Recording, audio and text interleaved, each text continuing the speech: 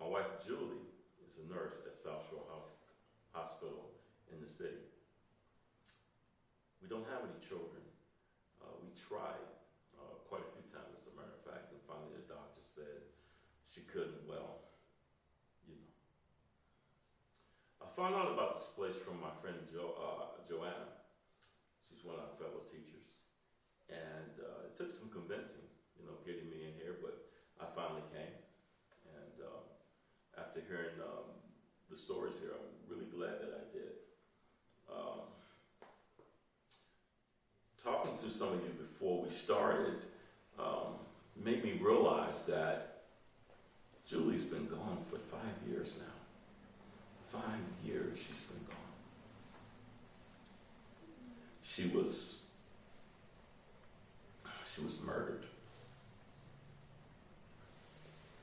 And it still feels funny now saying that.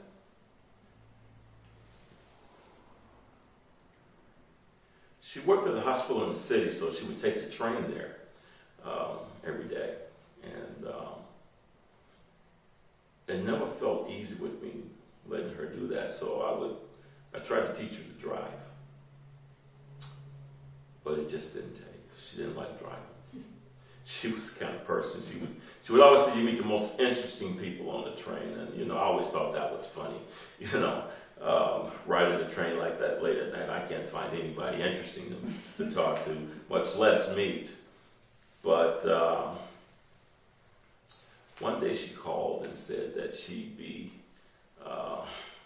working a double shift. She was filling in for one of her other friends. And, that was okay. She sometimes did that. And after a shift, it only took her an hour to get home on the train. It's not that long. So, didn't think much about it. But 2 hours passed, and she's not answering her phone.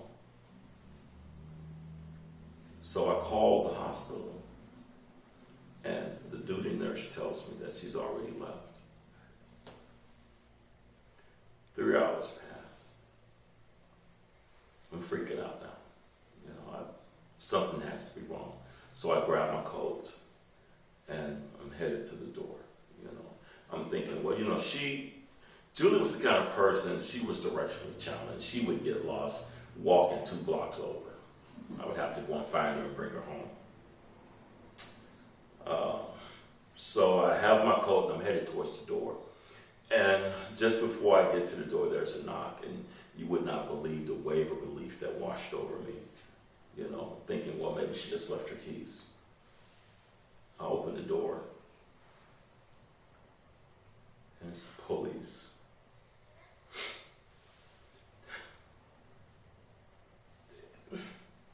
They tell me she's shot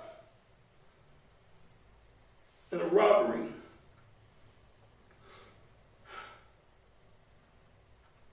Says it's unbelievable. It was almost surreal.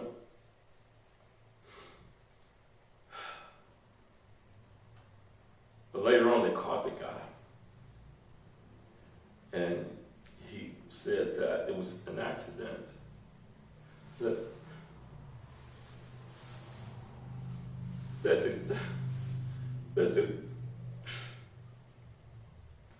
the gun went off because he was startled.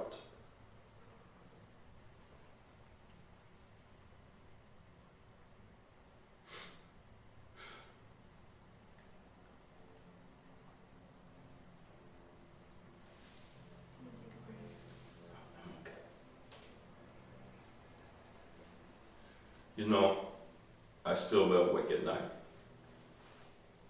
playing that day over and over in my head, wondering what could I have done differently. My friends tell me that it wasn't my fault, that I should move on. All I know is I was tired that day. We had the tournament coming up, the state championship, and we were having an extra long practice.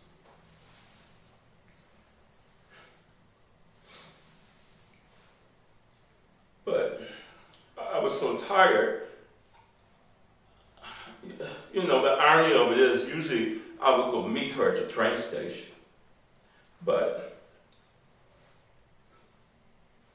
for some reason I was just too tired. I couldn't go.